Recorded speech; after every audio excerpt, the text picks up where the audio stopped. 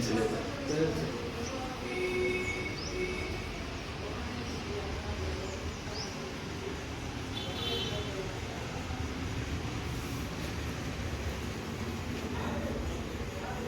ఈ నెల 18, 19 తేదీల్లో దేశవ్యాప్తంగా పార్లమెంట్లో బీజేపీ ప్రభుత్వం ప్రవేశపెట్టినటువంటి బడ్జెట్లో సాధారణ మధ్యతరగతి ప్రజానికానికి ప్రధానంగా తెలంగాణలో ఉన్నటువంటి తెలంగాణ ప్రాంతానికి ఇచ్చినటువంటి హామీల అమలులో పూర్తిగా నిర్లక్ష్యం చేసినందున ఈ 18, 19 తేదీల్లో వామపక్ష పార్టీలు నిరసన కార్యక్రమానికి పిలుపునివ్వటం జరిగింది. ఈ రాష్ట్రంలో ఉన్నటువంటి 10 వామపక్ష పార్టీలు ఈ 18, 19 తేదీలు జరిగేటువంటి నిరసన కార్యక్రమాలను నిర్ణయించడం జరిగింది.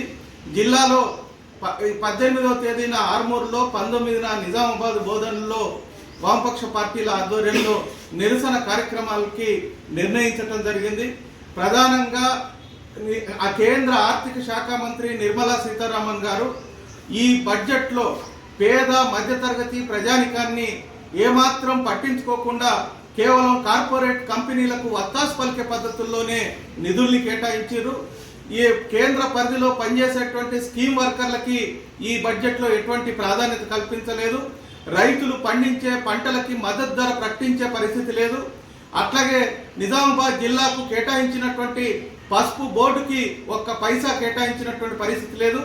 నిజామాబాద్ జిల్లాకు సంబంధించినటువంటి Bodhan to Bidar railway line మార్గాన్ని అనేక సంవత్సరాలుగా ప్రజానికం అడుగుతున్నప్పటికీ దానికి నిధులు కేటాయించినటువంటి పరిస్థితి లేదు. ఈ రకంగా అన్ని వర్గాల ప్రజల్ని, కార్మిక వర్గాన్ని, రైతాంగాన్ని, అన్ని వర్గాల ప్రజల్ని ఈ బడ్జెట్లో నిర్లక్ష్యం చేసినందుకు ఈ నిరసనని తెలియజేస్తా ఉన్నాం.